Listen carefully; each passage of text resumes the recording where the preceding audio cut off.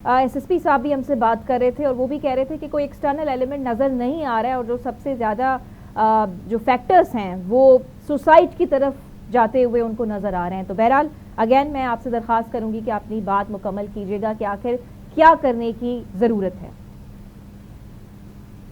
देखिए, इसका जो रास्ता है ना बहुत सादा है।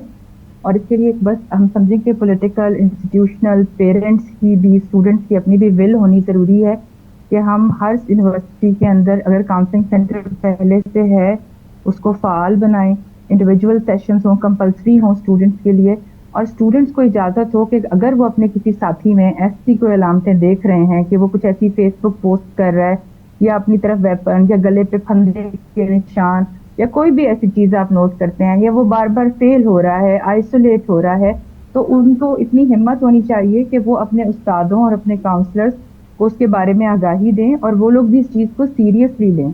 जो स्टूडेंट्स होते हैं, खासतौर पे जो डॉक्टर्स बन रहे होते हैं, वो ये समझते हैं कि ये किसी तरीके का एक स्टिग्मा है। अगर उन्होंने ये बता दिया कि उनके साथ अपने साथ कोई ज़हनी या जिस्मानी मसला है तो शायद वो इस काबिल नहीं समझे जाएंगे कि लेकिन असल मसला डॉक्टर ही तो बन यही है सकें। ना डॉक्टर इसी तरह अस्मा, एक परफेक्शन होती ना है। स्टूडेंट्स इम्पोर्टेंट समझते हैं कि अगर जी उनके साथ कोई बिल्कुल मेंटल हेल्थ चैलेंज किसी को फेस करें, कोई प्रॉब्लम है, वो जाके डिस्कस है। करें, they don't find it important at all. और ना ही हमारी बिल्कुल जो जो प्रोफेसर्स हैं, जो टीचर्स हैं, वो इस बात को तरजीह देते हैं। पूरी तवज्जो जो है वो एग्जाम्स में और अच्छा दिखने और आने में हमारी पूरी तवज्जो जो है वो लग जाती है।